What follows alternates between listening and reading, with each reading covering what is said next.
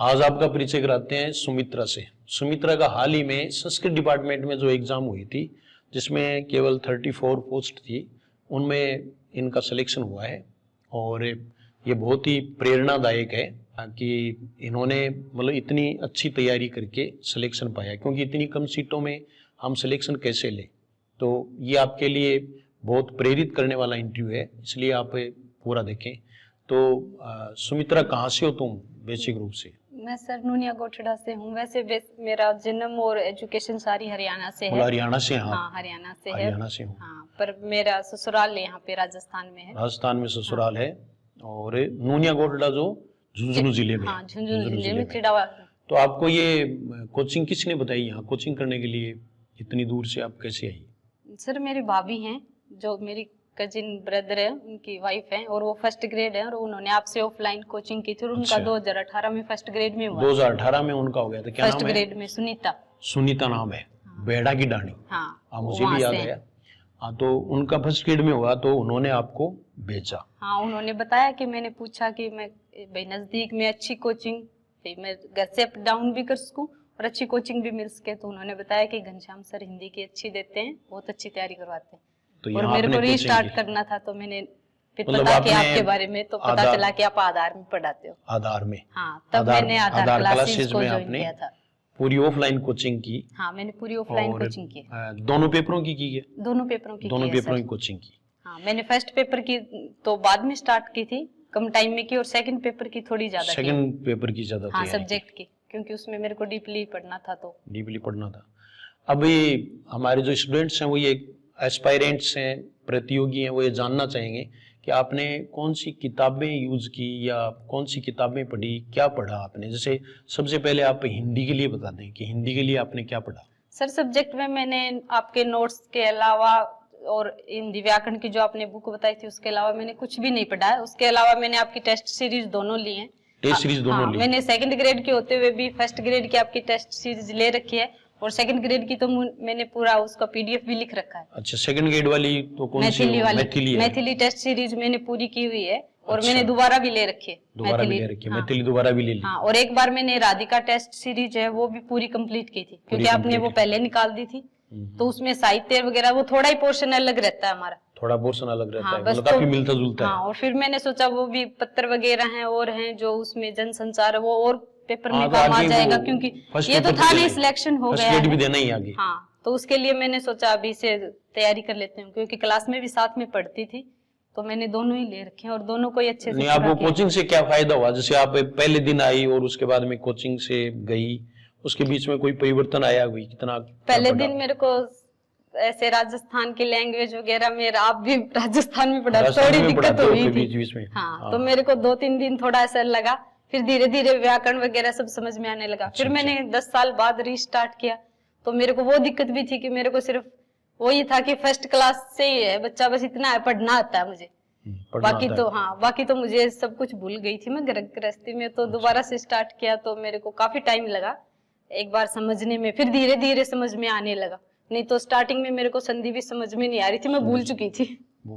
हाँ, काफी। और इसमें सेकंड ग्रेड में व्याकरण का ज्यादा वेटेज रहता है। और हाँ, इस वजह से मेरे को पता भी नहीं था। मैंने संस्कृत डिपार्टमेंट का ये पहला ही एग्जाम था मेरा, पहला एग्जाम बीएड कंप्लीट होने के बाद, तो मुझे नहीं पता था कि संस्कृत डिपार्टमेंट में व्याकरण जाता। मैंने साहित्य को ज्यादा वेटेज दे रखा था उस टाइम तक, क्योंकि मैंने वो असिस्टेंट प्रोफेसर वगैरह के जो पेपर थे वो देखे थे, उनमें साहित्य का वेटेज ज्यादा था। फर्स्ट ग्रेड में भी ठीक आता है साहित्य, तो मुझे नहीं पता था। मुझे बाद में पता चला कि इसमें व्याकरण का, तो मैंने उसके बाद में प्रिपरेशन सामान्य विभाग के लिए करी, उसमें मैंने व्याकरण को ज्यादा प्रिपेयर किया है।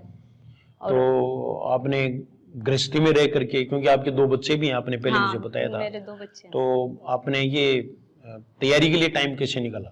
सर तैयारी के लिए तो ऐसा है कि सुबह तो मैं कोचिंग बच्चों को स्कूल भेज के आती, बिटिया को तो, और मेरी छोटी सिस्टर है उसने मेरे बेटे को रखा है, तो मेरे सिलेक्शन में जितना मेरी मेहनत और आपका साथ है उससे भी कहीं ज्यादा मेरी बहन का है, क्योंकि अगर वो नहीं होती तो मैं वहां तक पहुंच ही नहीं पाती। कोचिंग तक आने के लिए भी मुझे बच्चों के साथ संभाल उसने की। हाँ, क्योंकि मेरे मदर इन लॉ भी नहीं है, तो मेरे। उनका क्या नाम है? संगीता। संगीता नाम है। हाँ, और चलो संगीता को भी हम इसके लिए बधाई देते हैं। वो साधुवाद की पात्र है कि अपनी सर्विस छोड़ करके और आपको तैयारी करवाई। ये कभी कभी बिरले उदाहरण मिलते हैं, क्योंकि अपने लिए तो सभी करते हैं, लेकिन जो दूसरों के लिए करता है वो मेरे लिए बहन के लिए किया, ये एक मेरे बड़ी 2 बात है। बच्चों को संभालना, और उनके खुद की भी छोटी बिटियां हैं, मेरे बेटे के से 6 महीने छोटी है वो भी, बिल्कुल, और फिर उनको रखना, नहलाना पूरा ही हो जाता है, खाने पानी का बच्चे का तो ख्याल उन्होंने रखा। हाँ, और इसलिए इस मुकाम तक पहुंची। कंपोस्ट है और फिर सिलेक्शन लेना अपने आप में एक बड़ा चैलेंज है। एक दूसरी बात और है कि फर्स्ट पेपर है सेकंड ग्रेड में, तो फर्स्ट पेपर से भी लोग डरते हैं, क्योंकि फर्स्ट ग्रेड के बाद में खूब डरने लग गए। तो उसके लिए आपने क्या किया फर्स्ट पेपर के लिए? जैसे ऑफलाइन कोचिंग की, एक तो ऑफलाइन कोचिंग की है मैंने, पहले नोट्स पूरे पढ़े हैं सारे। अच्छा। और मैंने साइको का वेटेज अच्छा होता है फर्स्ट पेपर में, 20% आते हैं पूरे, तो उसके लिए मैंने पहले ही अशोक पारिक सर का ले रखा था मैंने ऑनलाइन, फिर मैंने उनसे ऑफलाइन भी पढ़ा है, और मैंने उनकी बुक भी पढ़ी है, वही परचेज किया। और मैंने साइको के और कहीं से कोई नोट्स मैंने खुद ऑनलाइन ही प्रिपेयर कर लिए थे पहले से, ऑनलाइन प्रिपेयर, और उनको ही मेरे यही है सर, मैं बार बार पढ़ती हूँ। जैसे मैं नोट्स ही पढ़े, ऑफलाइन वाले नोट्स पढ़े। ऑफलाइन वाले मैंने नोट्स कुछ का क्या कि विश्वास नहीं होता, जैसे अभी फर्स्ट ग्रेड की बात करें तो बड़े बड़े जिनके नाम हैं वो इसमें काफी पीछे रहे, फ्लॉप रहे, तो गाइड वगैरह उनके चक्कर में आप नहीं पढ़ी? ज्यादा नहीं पढ़ी सर। मैं व्याकरण में भी मैंने बुक ले रखी है, वो भी एक जो राजस्थान बोर्ड की है, बस केवल वही। उसके अलावा मैंने नोट्स ही पढ़े बस। नोट्स ही, क्योंकि आप उदाहरण इतने ज्यादा करवाते हो संधि वगैरह में कि बुक की भी जरूरत नहीं पड़ती है। वो तो मैंने सिर्फ पर्यायवाची शब्द, विलोम शब्द, इन सब के लिए ली थी। इनके लिए भी एक संतुष्टि हो जाती है, मेरे पास ये किताब है। नहीं, मैंने सिर्फ इनके लिए ली थी सर, क्योंकि मेरा ये भी काफी कमजोर था, काफी टाइम हो गया था, तो मैंने सोचा इसमें पूरी वो दे रखे होते हैं, क्योंकि इतने इन चीजों को क्लास में पूरा कवर करना नहीं पॉसिबल नहीं है, तो इसलिए मैंने बस। और नहीं तो लोग हैं वो घंटों को भी जोड़ते हैं कि भाई जैसे कितने घंटे आप पढ़ाई करती थी? तो सर घंटे का तो कोई नहीं है, बच्चे हैं, रात को भी उठ जाता था, बीमार हो तो नहीं भी कर पाती थी, पर मैंने जितना उसके, मैं कहीं गई नहीं 3 साल, मेरे मायके भी छुट्टियों में गई, और तब भी मेरी सिस्टर साथ जाती थी। अच्छा। ताकि वो बच्चे वहां पे रखे और मैं ऊपर जाके वहां पे रूम में पढ़ाई करती थी। इतना है कि मैंने घर पे, परिवार पे, बाकी सब मैंने घर वालों को ये बोल दिया था कि जब लग जाऊंगी उसके बाद टाइम मिल जाएगा, क्योंकि अभी मेरे बच्चों की लाइफ का सवाल था सर, उनका फ्यूचर मुझ पे डिपेंड था। फ्यूचर तो ब्राइट ही रहेगा, क्योंकि आपकी नौकरी लग गई, तो अब आप आसानी से उनको पढ़ा सकती हैं। तो उनका फ्यूचर मुझ पे डिपेंड था, तो इसलिए मैंने बस अपनी जॉब को ही प्रायोरिटी दी है, पहले जॉब को प्रायोरिटी दी। और अभी ये सेकंड ग्रेड वाली तैयारी भी, आप इसमें नंबर आ गया लेकिन तैयारी तो कर ही रही हैं अभी भी? तैयारी कर रही हूँ सर, और उससे बेटर है, उससे बेटर है। और इतना है कि शायद जर्नल कैटेगरी से वैसे हो जाएगा मेरा, अच्छे मेरिट में, अच्छी मेरिट में। तो इतनी तैयारी तो मैं मेहनत, अभी तो तब तो मैंने तैयारी पूरा सिलेबस जस्ट कंप्लीट किया था, संस्कृत डिपार्टमेंट का हुआ, और अभी तो मैं लाइब्रेरी में भी पूरा टाइम देती हूँ, 8 घंटे कम से कम पढ़ाई को दे देती हूँ। 8 घंटे के लगभग आप दे देती हैं? क्योंकि फिर घर पे टाइम नहीं मिलता मुझे, घर पे बच्चों का भी होमवर्क वगैरह करवाना पड़ता है, कोई नहीं है तो ये तो उनको पढ़ाना भी तो उतना ही जरूरी हो जाता है। तो मैं जितना ऊपर मैं रेगुलर करती हूँ सर, जैसे मैं हिंदी का है 1 हफ्ते में पूरा कवर कर लेती हूँ, फिर उसको मैं ये नहीं देखती कि भाई याद हुआ कि नहीं, मैं फिर उसको 1 हफ्ते के बाद में पूरा वैसे ही रिवीजन करती हूँ जैसे स्टार्ट करती हूँ। जैसे काव्य शास्त्र तो मैं 1 ही दिन में कर लेती हूँ, मेरा अभी भी रिवीजन 1 दिन में। रिवीजन बहुत जरूरी है, जैसे रिव्यू करना बहुत जरूरी है। तो मैंने जो हमने पढ़ लिया वो पढ़ करके बाद में फिर आगे पढ़ो। मैंने छोड़ा नहीं है तो सर कभी भी। मैंने जैसे हिंदी को जैसे पहले काव्य शास्त्र करती हूँ, फिर मैं उसका व्याकरण का 1-1, 2-2 टॉपिक साथ से करती हूँ, फिर उसका हिंदी साहित्य का करती हूँ, फिर 1 दिन रचनाओं को देख लेती हूँ, और जीके भी साथ में पढ़ती हूँ। जीके को मैं उतना ही वेटेज देती हूँ, क्योंकि मैंने जैसे ज्योग्राफी का हमारे 3 आती है सेकंड ग्रेड में, वर्ल्ड की भी, इंडिया की भी है और राजस्थान की भी है, तो ये तो मैंने कोचिंग में की थी। उसके बाद में मैं ऐसे कोई मैराथन वगैरह आती है तो देख लेती हूँ ऐसे यूट्यूब पे, जैसे एग्जाम जब भी होते हैं तो वो तो देखना भी चाहिए। क्योंकि उसमें क्वेश्चन कवर हो जाते हैं तो पता चल जाता है कि कितना कहाँ गलती करें। और फिर मैं कोचिंग में जितने भी टेस्ट होते हैं सब देती हूँ। कोचिंग के पूरे टेस्ट देती हूँ? ऑफलाइन टेस्ट मैंने पूरे दिए। कभी भी बाई चांस कोई ज्यादा इमरजेंसी घर पे काम हुआ हो तो ही नहीं आई हूँ, नहीं तो मैंने हिंदी के, जीके के जितने भी पहले क्लास टेस्ट होते थे, फिर टेस्ट सीरीज के सारे दिए मैंने। सारे टेस्ट दिए? उससे मुझे पता चल गया कि मेरे में क्या कमियां, क्योंकि मैंने संस्कृत डिपार्टमेंट में मुझसे गलतियां हुई थी सर। अच्छा। काफी हुई थी, मैंने जैसे मिस्टेक कर दी थी पढ़ने में मिस्टेक और एक बार 1-2 क्वेश्चन को पढ़ने में, जैसे वो लास्ट में सत्य असत्य वाले होते हैं ना, फिर वो मैंने टेस्ट सीरीज लेकर इन सब से अपनी कम किए। मतलब कहने का मतलब टेस्ट लेना भी जरूरी है, टेस्ट देना भी जरूरी है सारे और जरूरी है सर, क्योंकि उससे मिस्टेक्स का पता चल जाता है और जितना मिस्टेक हम करते हैं वो याद भी रहता है, फिर मुझे खुद याद रहता है कि ये क्वेश्चन मेरा गलत हुआ था। तो अभी जो तैयारी कर रहे हैं उनके लिए आप क्या कहेंगे, क्या करना चाहिए उनको? सर अभी तो 1 महीना ही है हमारा, तो इतना है, रिविजन जितना हो सके वही करो, नया तो कुछ पढ़ने में अभी आना जानी है, नया नहीं पढ़ना है। हाँ, जो पहले का है वही बार बार रिवाइज करो, जितना जल्दी रिवाइज कर पाएंगे उतना जल्दी ठीक हो पाएगा। कुछ का ये कहना है कि जैसे कोर्स है वो तो ऑनलाइन वाला या ऑफलाइन वाला कोई सी पूरा नहीं होगा, लेकिन टेस्ट सीरीज है तो टेस्ट सीरीज है वो शॉर्ट रिवीजन के लिए बहुत अच्छी है सर। शॉर्ट रिवीजन के लिए हाँ पूरा है, क्योंकि मैंने तो लिख भी रखी है, तो उसमें इम्पोर्टेंट तो आ ही जाते हैं, उसमें कम से कम आप ये मान लो 70% तो आ ही जाते हैं क्वेश्चन। हाँ, तो और इतने तो डीप पढ़ोगे तब 30 वाले तो तभी कवर होते हैं, और उसमें टेस्ट सीरीज में 70 से 80% आराम से हो जाता है। आराम से हो जाता है, इतनी मेरिट रहती है, सिलेक्शन हो जाएगा। हाँ हो ही जाएगा अगर फर्स्ट पेपर को उतना स्ट्रॉन्ग रखेंगे तो सर, क्योंकि फर्स्ट पेपर आजकल बहुत हार्ड आने लगा है उसमें, उसके लिए ये करेंगे। हाँ, तो मैंने स्टार्टिंग से फर्स्ट पेपर तो आपने मतलब कहने का मतलब ये है कि बहुत ज्यादा किताबें पढ़ना भी ज्यादा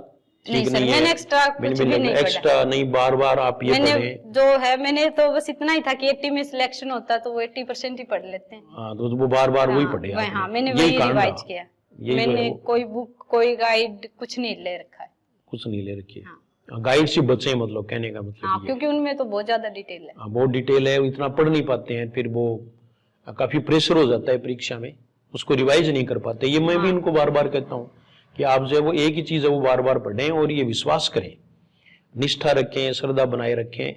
तो सुमित्रा ने देखो बहुत रेगुलरिटी रखी थी क्लास में और हमेशा आती थी, बीमार होने पर भी इन्होंने क्लास नहीं छोड़ी और तैयारी करती रही, तो देखो आखिर मंजिल मिल ही गई। तो आपको भी मंजिल जरूर मिल जाएगी। हम सब मिलकर के सुमित्रा के उज्जवल भविष्य की कामना करते हैं। सर मैं कुछ कहना चाहूंगी कि अगर आप हिंदी से कर रहे हैं तो बिल्कुल आप निश्चिंत होकर सर का कोर्स ले सकते हैं, या फिर सर की जो अभी रिवीजन के लिए आप टेस्ट सीरीज ले सकते हैं, उसमें से आपका 80 से 85% तो हो ही जाता है, और जो 5-10% आता है वो कहीं से भी नहीं आता, फिर वो आता ही नहीं, फिर वो नहीं आता, वो सबको ही ढूंढना पड़ता है। तो मैं बिल्कुल, मेरे जितने भी है, अगर मैं हिंदी से सिलेक्शन कर पाई हूँ तो उसमें आपका बहुत बहुत बड़ा योगदान है, जितना लेकिन पढ़ने वाले पर बहुत ज्यादा डिपेंड करता है, क्योंकि हम तो सबको समान रूप से ही पढ़ाते हैं, और लेकिन सबका सिलेक्शन। तो मैंने हमेशा आपने जो भी बोला कि इसको ऐसे रिवाइज करो, मैंने हमेशा उसके अकॉर्डिंग किया है सर, इसीलिए मैंने कभी ज्यादा किसी से पूछा भी नहीं कि आप तैयारी कैसे करते हो, क्योंकि मैं भी ये मानती हूँ कि सबका अपना तरीका होता है सर, और अपनी परिस्थितियां होती है सबकी तैयारी करने के लिए, घर की, पढ़ने की। बच्चों को यहाँ पे रूम पे रहते हैं, उनको बहुत टाइम मिलता है, फिर भी नहीं करते। हाँ, तो वो अपनी परिस्थितियां होती है। तो मैंने कभी किसी से पूछा नहीं कि मैं तैयारी कैसे करूँ आपके अलावा, कि मैंने सिर्फ इतना ही किया कि जैसे मुझे टाइम मिलता, पता नहीं किसको कितना मिले, कैसी परिस्थितियां, मतलब विश्वास में भी शक्ति होती है। बिल्कुल सर, कई बार हम उससे भी सिलेक्शन ले लेते हैं। तो देख लो, ये सुमित्रा ने जिस तरह से तैयारी की है, वैसे भी आप डेडिकेशन के साथ, निष्ठा के साथ तैयारी करें और लगे रहें, आपका भी सिलेक्शन हो जाएगा। मैं ये उम्मीद रखता हूँ कि आप भी इस तरह का इंटरव्यू सक्सेस होकर के दें, और सभी ऑनलाइन वाले कमेंट भी करें। हम सब मिलकर के सुमित्रा के उज्जवल भविष्य की कामना करते हैं। हम ये चाहते हैं कि फिर आगे भविष्य में ये फर्स्ट ग्रेड के लिए, असिस्टेंट प्रोफेसर के लिए भी इंटरव्यू के लिए यहाँ आएँ, और इनका ज़रूर होगा, मुझे विश्वास है, क्योंकि ये एक बहुत ही मेहनती लड़की हैं, ज़मीन से उठी हुई हैं, इन्होंने काफ़ी स्ट्रगल किया है और अकेले ने ही जंग जीत लिया है। तो सुमित्रा, आपको बहुत बहुत धन्यवाद। Thank you sir.